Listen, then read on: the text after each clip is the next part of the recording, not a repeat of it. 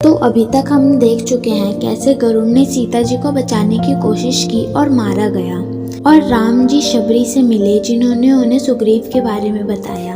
अगर आपने इसका पहला पार्ट नहीं देखा है तो डिस्क्रिप्शन में लिंक है, आप जाकर देख सकते हैं। तो अब हम आगे बताते हैं इसके बाद क्या होता है। शबरी ने भगवान राम और लक्ष्मण को सुग्रीव के बारे में बताया जिन्होंने ऋष्यमुख पर्वत श्रृंखला पर शरण ली हुई थी। शबरी का कहना था कि वानर सेना के राजा सुग्रीव ही भगवान राम को रावण की लंका तक पहुंचा सकते हैं, और बाद में यही हुआ। भगवान राम और लक्ष्मण जब इस पर्वत श्रृंखला पर पहुंचे तब हनुमान जी से उनकी सबसे पहली बार भेंट हुई, जिन्हें सुग्रीव ने ये पता लगाने के लिए भेजा था कि कहीं भगवान राम और लक्ष्मण उनके भाई बाली द्वारा भेजे गए दूत तो नहीं हैं जो उनसे युद्ध करने के लिए आए हैं।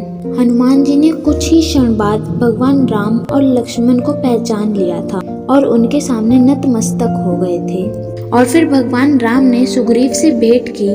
सुग्रीव और बाली दो भाई थे जिनके बीच लड़ाई चल रही थी। सुग्रीव ने भगवान राम से वचन लिया कि आप बाली का वध कर दो, फिर मैं आपकी मदद करूंगा लंका के मार्ग तक पहुंचने में। भगवान राम ने अपना वचन पूरा किया।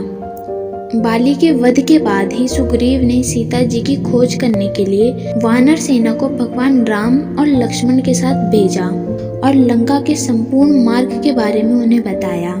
और इसी मार्ग में जब वानरों की सेना समुद्र के किनारे पहुंची तब जटायु के गरुड़ भाई संपाति ने बताया था कि लंका समुद्र के उस पार है।